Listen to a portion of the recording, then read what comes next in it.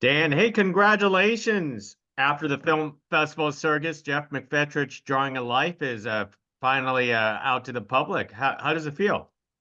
It feels great. It's like with these things you toil away for so long and you have festival runs, so it's really exciting to see what a larger audience thinks. We've done screenings here and there, but to have it available to the world on July 2nd is fantastic. Most excellent, most excellent. It's great. It's great to hear and great to speak to you again. But and I know I asked this question before, but let's retell that story on what actually sparked you to do this documentary. Yeah, I had been a really big fan of Jeff's work for almost 20 years.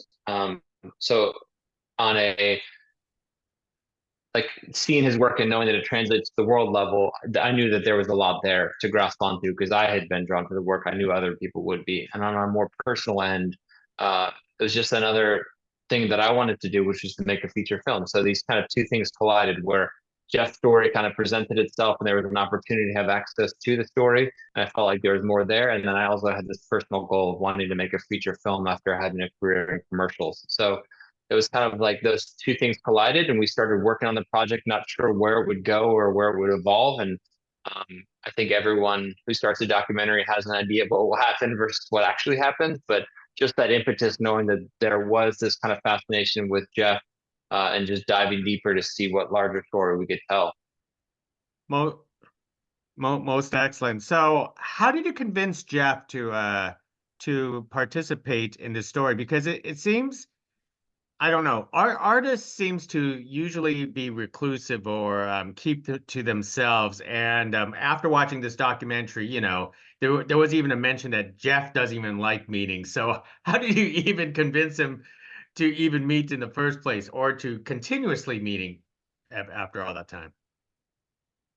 Yeah, we had shot a short film together earlier, and when this he won an award, and we had an opportunity to film another short film with him. So I pitched him on doing the feature, and it wasn't a yes or no. It was more of like, let's see what happens. And I think a lot of with Jeff is let's see what happens, and he kind of trusts his instincts along the way. So I told him it would be kind of like a intrusive process. We're going to be around a lot, but it was a gradual kind of like flow in. It wasn't like we started from day one and there was 50 people there filming him. It was very small crew, and the project kind of evolved over time. So I think he's always been a person to say yes to press, but that press is very limited in a sense, where like he'll do a 1 day branded content shoot or a small 1 day documentary shoot or an article, but this is obviously a much more bigger commitment in terms of like letting people in. So it was a like I think any documentary subject, it's kind of like building trust over time and showing him that we knew what we were talking about and we were kind of like credibly telling his story, having a dialogue along with what that story would become. So it wasn't like day one we had all this access and then everything was happening. It was just like slowly kind of showing him what my intention was with the film and with the project. And as that evolved, cluing him in, and then as he saw stuff or saw how we were reacting to the content or helping to tell his story, he kind of let us in more and more and more, especially with his family or shooting beyond his studio or going other places in the world with him. It was this gradual process. So, Dan, how long did you actually follow him for this documentary?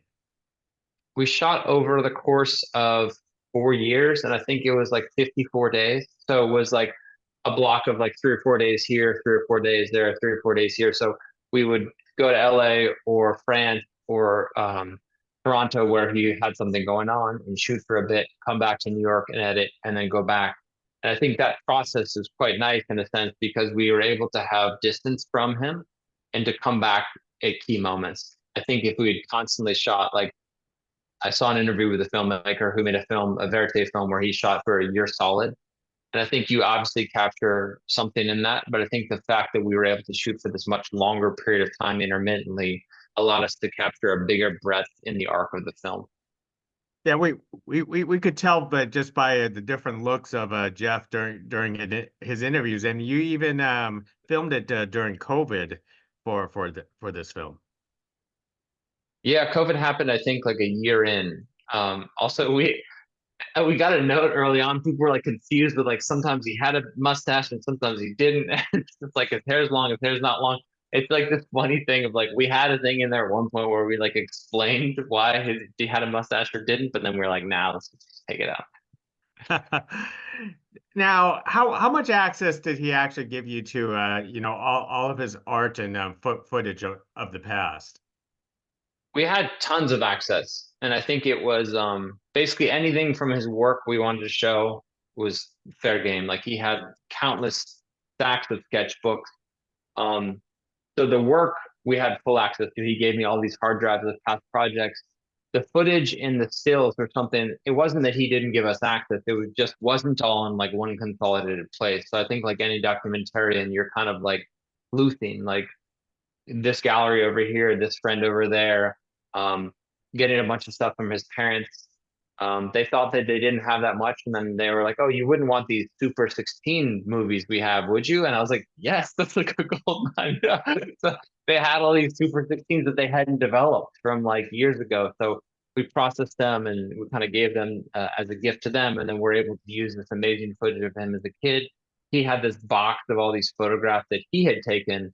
Um, in the 90s and like these amazing photographs that he had never really done anything with. So he gave us access to that. So we had anything we really wanted. It was just a case of like, how do we kind of organize it and digitize it and how do we use it? Did you have to take additional photographs just for the documentary?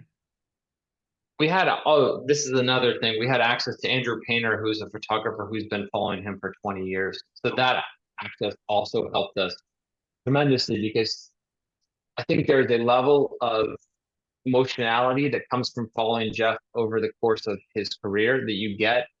But really, we were only there for like 4 years, but we were able to, for the first 2 decades of his career, kind of follow along because we had these amazing photographs by Andrew, who's a fantastic photographer. So um, that was just another added dimension of having, it's basically like coming upon a trove of B-roll archives um, through these photographs that captured so much.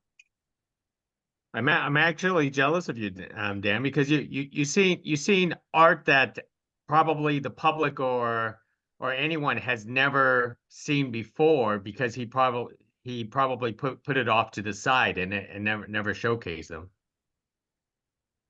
Man, like the days where we were just shooting sketchbooks, like every page is like something you frame and put in your wall, and it's just insane how prolific this person is.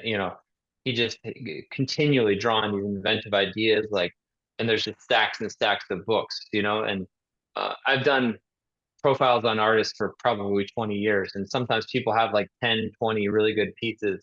He had like thousands, and it's just like I don't think that everyone really knows that he's that prolific, you know what I mean? So it's kind of cool to kind of bring it out in the world and show people the stuff that had never been seen before, even if it's just like this fraction of this iceberg.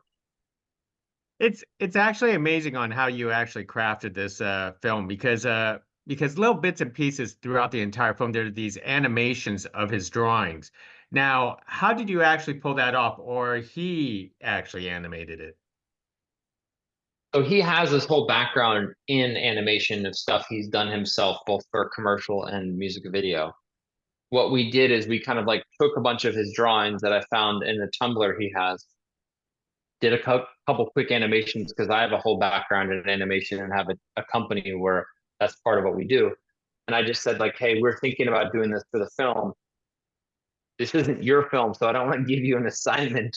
Are you fine if we took your drawings and animated them in a style that you had done before? So he signed off on it, and we kind of like took those 3 or 4 tests, and then we made, I don't know, like 60 other ones along the way. So we were kind of like showing to him for approval and making sure he was cool with everything, but it was just kind of like another way to bring the film alive. And I didn't feel like it was cool on my end if I just gave him a task of doing it himself, because then he would feel like he was more involved in the film from a creative standpoint.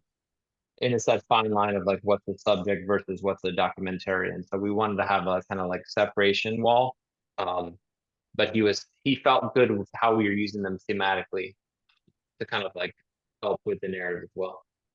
So, what kind of story did you want to basically comprise for Geoff in the end? Because it seems like you're just telling his life and so on. There's no conflict. He has a great accomplishments.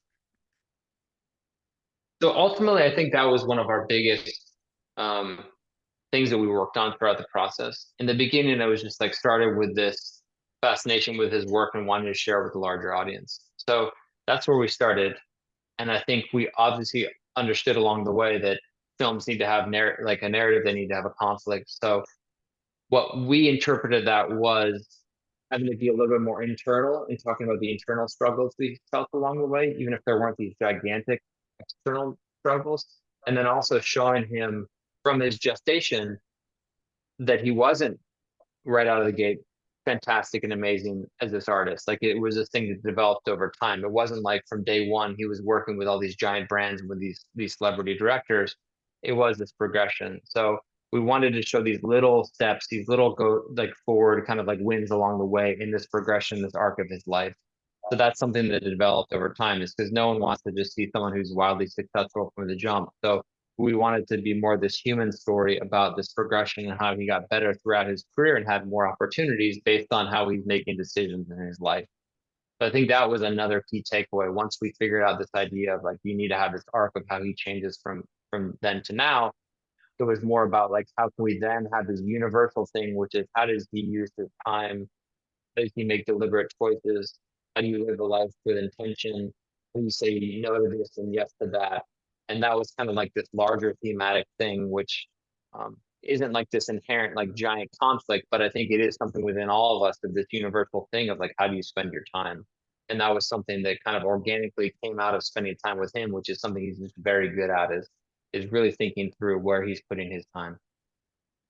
You know, when people see art or do stories on artists, everyone always try to delve into the mind of that artist. What could you actually conclude into the mind of Geoff McFetridge?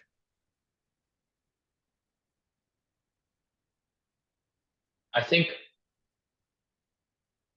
I think the biggest takeaway is he's using art to process things that are going on inside of his brain. You know, like some people might have this therapeutic thing where you go to a therapist and you kind of talk through problems. A lot of how he deals with what's piling around in his head is he sits down at a table with a pencil and he draws. So it was kind of like interesting to hear him articulate that, both in a sense of like what he does have control over and what he doesn't have control, and a lot of it comes through this pencil. So I think that was like a really big thing of just like hearing him talk about the insularity of this process of solving these big problems for corporations and then also solving problems from an artistic perspective. But a lot of it comes down to just like the pencil, is how he's dealing with things that are happening inside of his brain. And that's not always something you hear vocalized, you know? That's not always a path that people talk about to kind of like working through their problems is drawing, but that's kind of something that he ultimately kind of came to. I know you mentioned before you got his family to be part of this documentary, which is sometimes it's usual, sometimes it's unusual. In is an own case, especially with very private individuals. Tell us about telling that story of his family, his wife, and even the stories of his children growing up with him. It felt like a necessity for Geoff. I think sometimes there's like boxes you check in like a biographical documentary, like talk to their family, talk to their parents, like those types of things.